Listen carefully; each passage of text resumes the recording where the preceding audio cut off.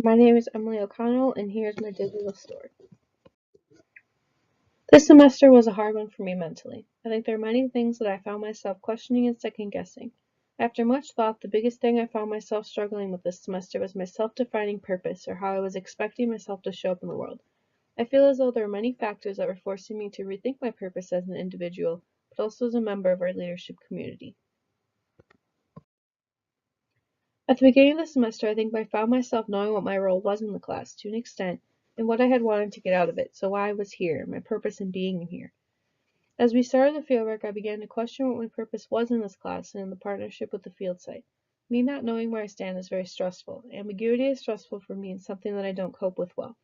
Overall, the entire field experience has caused me a lot of stress and discomfort, but then of course a good amount of growth. You know what they say, no growth in the comfort zone. My group worked with the Association for Black Economic Power, and more specifically with strengthening their social media strategy and outreach. ABEP is working towards creating a Black-led credit union in 2019 to start resistance here in Minneapolis towards larger systems that hurt the Black community. The first piece from this field experience class that forced me to rethink my purpose was the lack of communication, as strong communication is a huge value of mine. Setting up the initial meeting took 2 weeks, with cancellations in between. I right off the bat was convincing myself ABEP didn't care about us and just saw us as an optional task to get to should they have time. I found myself questioning why I was here doing work for them if they weren't wanting our help. I even began finding myself questioning if the minor was really for me and if this was something I wanted to continue pursuing. I know this might sound ridiculous, but that's how my brain happens to work. Instead of all this wondering and frustration-provoking behavior, there are probably much more realistic interpretations I could have told myself in the moment to feel quite honestly less shitty.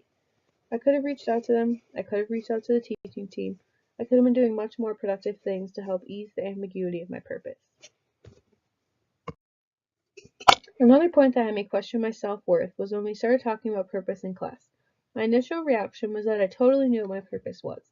But the more I thought about it, the initial reaction changed into me questioning what my purpose was and second-guessing myself.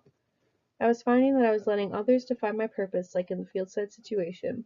I let those frustrations define who I was as a partner and as a member of our community. It didn't take me until now to say, Emily, no, your purpose is defined by you, not by others. A final point in the class that had me reevaluating my purpose and how I defined it was the relationships I had with people. Nothing against all of you, this was 100% with me.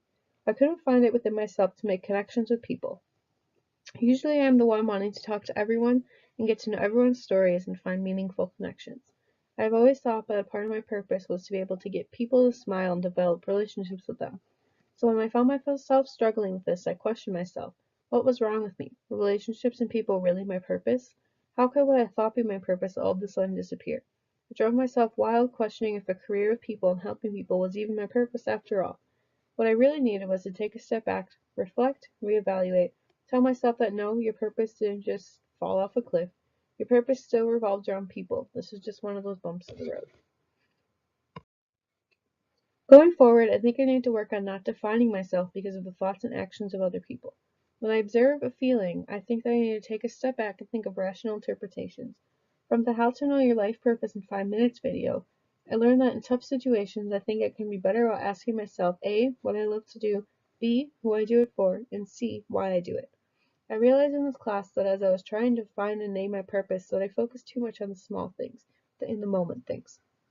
I need to work on looking at the bigger picture, the how is this going to help me with the things I love things, and the how is this helping the people I love things. I still think that I lack knowing what my purpose really is, but I can certainly say that I'm getting closer to finding it.